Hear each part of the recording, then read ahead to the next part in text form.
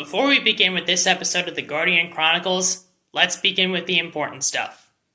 Hallelujah, Christ is risen, and I wish all of you a happy and joyful Easter. Now, on to the much less important stuff. At least one Cleveland sports team knows how to beat an opponent that wears black and gold. Welcome to the Guardian Chronicles. This episode will cover games 11 through 21. Let's take a quick glance to see how the Cleveland baseball team performed. Here we go. We completed a sweep of the White Sox. That's good. We won 2 out of 3 against the Royals. Hey, nice. You know what? The Royals were a playoff team last year, so surely they're good this year. Then let's see. We lost 2 out of 3 against the Orioles, and neither of the losses were particularly close. And then we swept the Pirates. Okay, so you won 8 out of 11 in this period. Not bad. If you add on to that our win on not opening day, our win on the home opener against the White Sox, we've won 9 out of our last 12. That's excellent. If we play at that pace for 162 games, we'd finish the year with a record of 122-40. We're the best team in baseball. No, we're not. We've got some issues to iron out. But 9-3 in our last 12 is still pretty good. So let's go into the finer details. And I'll start with this. When did Gabriel Arias become a great hitter? Seriously, when did that happen? He's hitting above 270. He's got an OPS above 800. So does Angel Martinez. He came out of nowhere. He's performing well, which we needed. We might actually have more than 4 hitters in our lineup. It might be Gabriel Arias and Angel Martinez and Steven Kwan, who is killing it, by the way, and Jose Ramirez, who is apparently the sac fly king somehow, and Kyle Manzardo, who's apparently Mr. Clutch, even though his batting average is below 225, and Carlos Santana, even though he's tapered off a little bit. We might actually be in the process of developing a legitimate lineup, which is great. Now all we gotta do is find someone who can play right field while also being able to hit a baseball, because neither Jankinski Noel, Big Christmas, or Nolan Jones have shown that they can do it. That's kind of an issue, and that means we have 2 outfield positions that are performing poorly right now because Lane Thomas is doing poorly as well. Let's fix that, please. But apart from that, our lineup has gotten better. How about the pitching?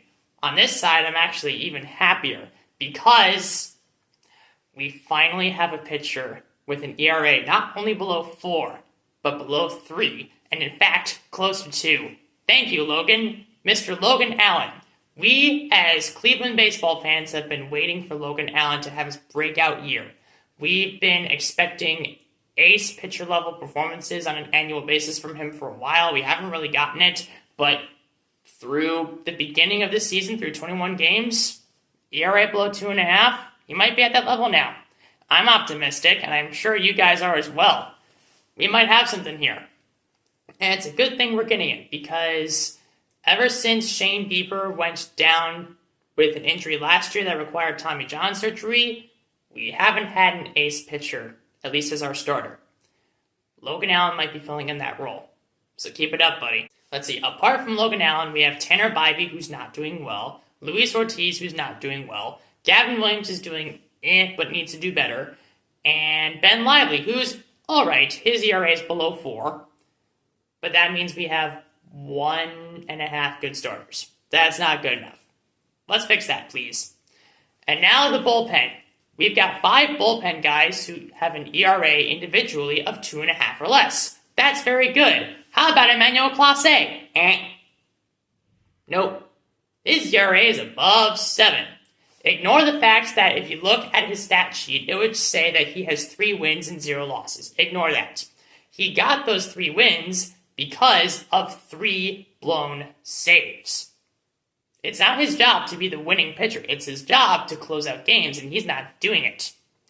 I don't know if he's got an injury. I don't know if it's a confidence issue within his head, but Stephen Vogt needs to make some changes.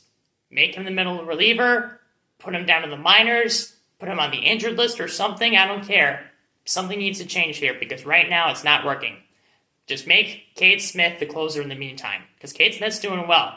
Heck, make Joey Cantillo the closer in the meantime. He closed out our win today against the Pirates. So that's a little kink we need to iron out. But apart from that, we're doing all right. We're 12-9 right now. We're still behind the Detroit Tigers in the AL Central, but the vibes are higher than where they were 11 games ago. So that's good. And I'll leave you with two more things to close out this episode. It's going through some stuff around the league. Whew. Imagine being a Colorado Rockies fan. That's gotta be depressing. If you were, your favorite team would be 3-17, while every other team in your division has a winning record. I'm sorry, guys. And imagine being a Baltimore Orioles fan today. You know how the Baltimore Orioles kicked Cleveland's buttocks for 2 of the 3 games they recently played against Cleveland? That same Baltimore team took a fat L today against the Cincinnati Reds by a final score of 24-2 at home. Mind you, they did that against the Cincinnati Reds team that at one point earlier this month got shut out for 35 consecutive innings. Baltimore lets that offensively challenged team score 24 runs against them in their own house. And that is it for this one. It is time to close this chapter of the Guardian Chronicles. Tune in next time when hopefully Cleveland can find somebody who can hit a baseball while playing right field.